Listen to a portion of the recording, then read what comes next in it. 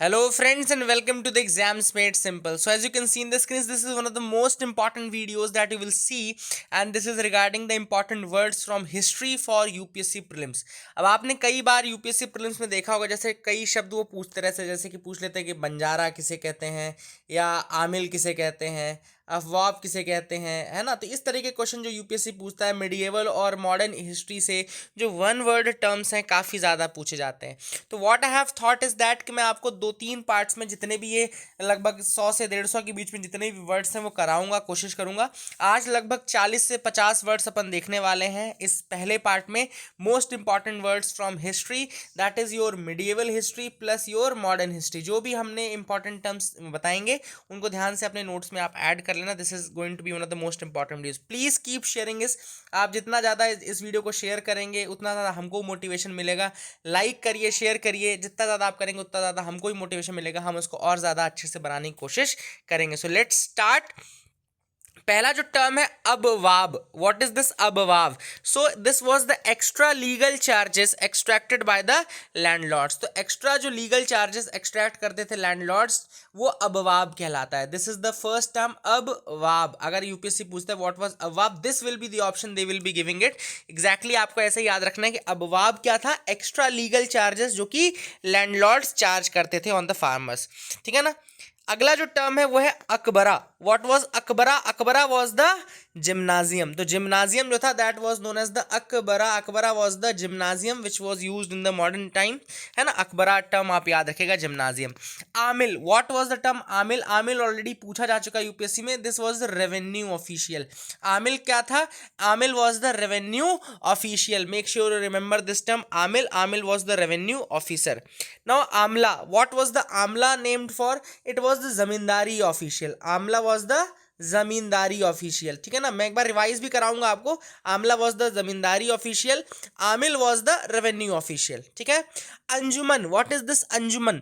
So anjuman was a local Muslim association. तो local Muslim association था जिसको हम अंजुमन बोलते हैं, ठीक है ना। अंजुमन याद रखिएगा, लोकल मुस्लिम एसोसिएशन के लिए टर्म यूज होता है अंजुमन, ठीक है।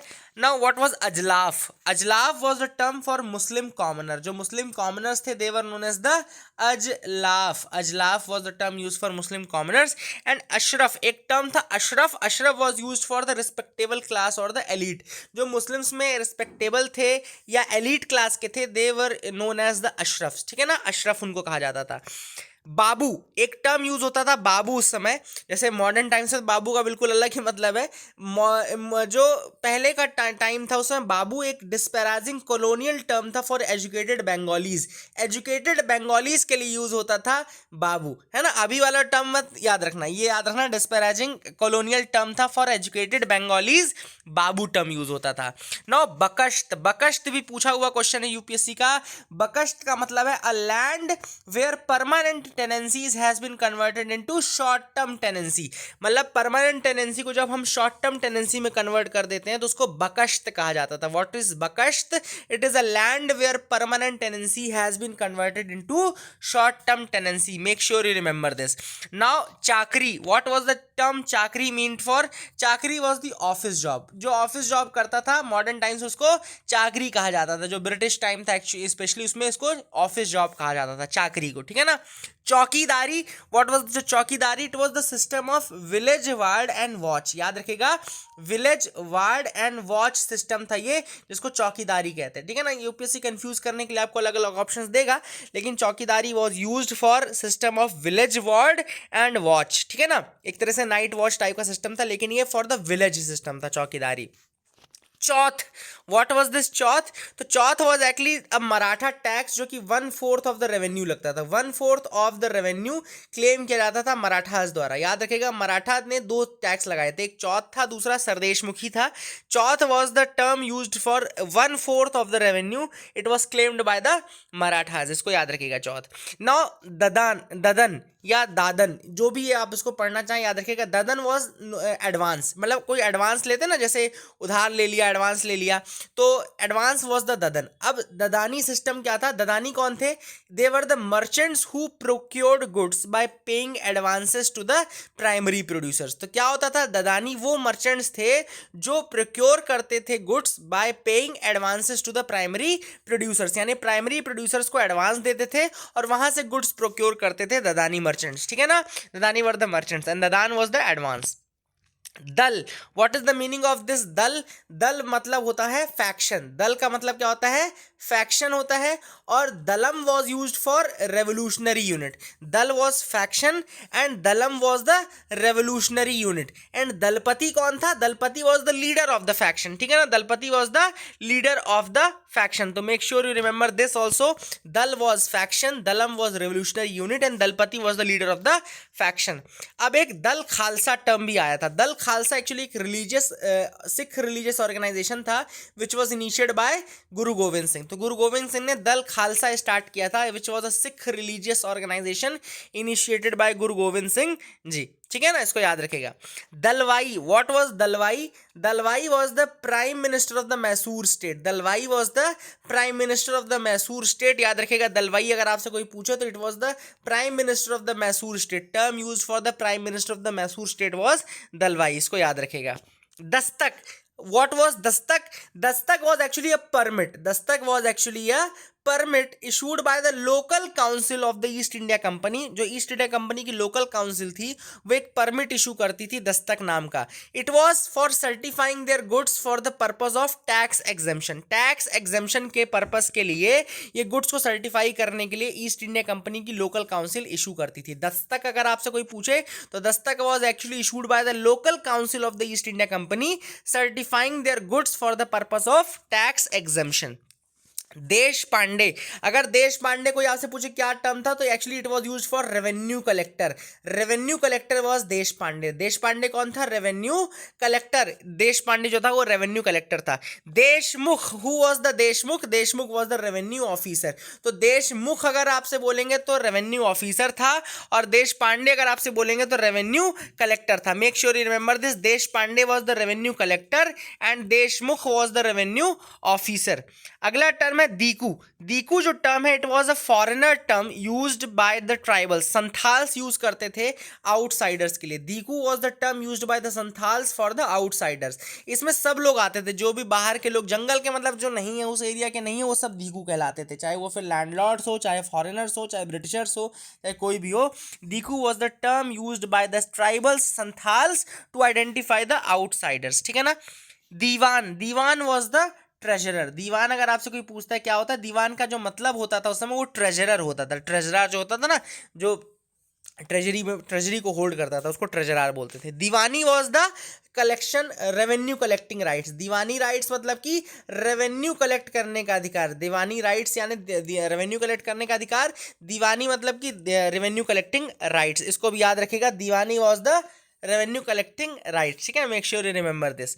दीवानी अदालत का मतलब क्या आता है? Civil court. अगर आपसे कोई पूछे दीवानी अदालत का मतलब क्या होता है? Civil court. अब क्रिमिनल कोर्ट को क्या बोलते हैं मैं आगे आपको बताऊंगा। दीवानी अदालत किसको बोलते थे? सिविल कोर्ट को कहा जाता था, ठीक है ना? दीवानी अदालत वाज द सिविल कोर्ट। दरबार, वहीं पे अगर आपसे कोई पूछे दरबार, दरबार वाज द रॉयल कोर्ट। याद रखिएगा, darbar was the term used for the royal court. This is the term used for the royal court, darbar. फरमान, अगला जो टर्म है वो है फरमान। Farman was a Mughal imperial order. अगर आपसे कोई पूछे कि फरमान किसे बोलते हैं तो farman was the Mughal imperial order. Specially ये मुगल इंपीरियल ऑर्डर को कहा जाता है। सेम गोज फॉर फतवा। फतवा is a Islamic religious declaration. फतवा क्या था? इस्लामिक रिलीजियस डिक्लेरेशन था जिसको फतवा बोलते थे। फतवा was the Islamic religious declaration. तो हमने आपको बता दिया, पीछे आपको फरमान बता दिया। वो फरमान जो था वो मुस्लिम मुगल इंपीरियल ऑर्डर था और फतवा जो था वो इस्लामिक रिलीजियस डिक्लेरेशन था। फौजदारी अदालत, now this is the term फौजदारी अदालत। जो मैंने बता रहा था ना क्रिमिनल कोर्ट किसे बोलते थे, तो उसको फौजदारी अदालत बोलते थे। फौजदारी अदालत, this was the criminal code. फौजदारी अदालत क्या था? क्रिमिनल कोड, ठीक है। और दीवानी अदालत सिविल कोड था, फौजदारी अदालत क्रिमिनल कोड था, बता दिया ना। आगे फितना, fitna was meant for sedition, fitna was sedition, sedition के लिए फितना, ये टर्म पूछा जा सकता है सिडिशन के लिए, याद रखेगा। फितना वॉज फॉर सिडिशन, ये टर्म आ सकता है इस साल भी, फितना याद रखेगा। देन फितूरीज, फितूरी मतलब कि एक ट्रेडिशन था ट्राइबल रेबेलियन का, this was the tradition of tribal rebellion. तो fituri was the tradition of tribal rebellion, this was the term used for the tradition of tribal rebellion, इसको याद रखना, फितूरीज। और फितना वॉज सेडिशन। देन एक टर्म था घटवाली। what was this घटवाली? it was a service tenure of village for village watchman, village watchman का जो service tenure था उसको घटवाली बोलते थे। रखवाली होता है ना, रखवाली से घटवाली, याद रखना कि सर्विस टेन्योर जो था वॉचमैन का वो घटवाली कहलाता था, ठीक है ना। So these were the terms, let me repeat them again. Ghatwali and service tenure for the village watchman, fituri a tradition of tribal rebellion, fitna sedition, faujdari adalat criminal code, fatwa was the Islamic religious declaration, farman was the Mughal imperial order, darbar was royal court, diwani adalat civil court, Deewani revenue collecting rights, Diwan was the treasurer, दीकू foreigner term used by the Santhals, Deshmukh was revenue officer, Deshpande was revenue collector, Dastak was permit issued by the Council of East India Company certifying their goods for purpose of tax exemption, Dalwai was the prime minister of the Mysore state, दल Khalsa was Sikh religious organization initiated by the Guru Gobind Singh, दल was faction, dalam was revolutionary unit, dalpati was leader of the faction, dadan was advance, dadani was the merchant who procured goods by paying advances to the primary producers, chauth was 1/4 of the revenue claimed by the Marathas, chaukidari was system of village ward and watch, chakri was office job, bakasht was the land where permanent tenancies have been converted into short term tenancies, babu was the term disparaging colonial term for educated Bengalis, ajlaf was Muslim commoner, ashraf was Muslim respectable elite, anjuman was local Muslim organization, Amla was Jamindari official, Amil was revenue official, Akbara was gymnasium, Abwab was the extra legal charge extracted by the landlords. So these were the terms. I hope you got clarity regarding these important terms from history. In the next part, we will be back. But please keep sharing, keep liking us, keep loving us. Thank you and have a nice day.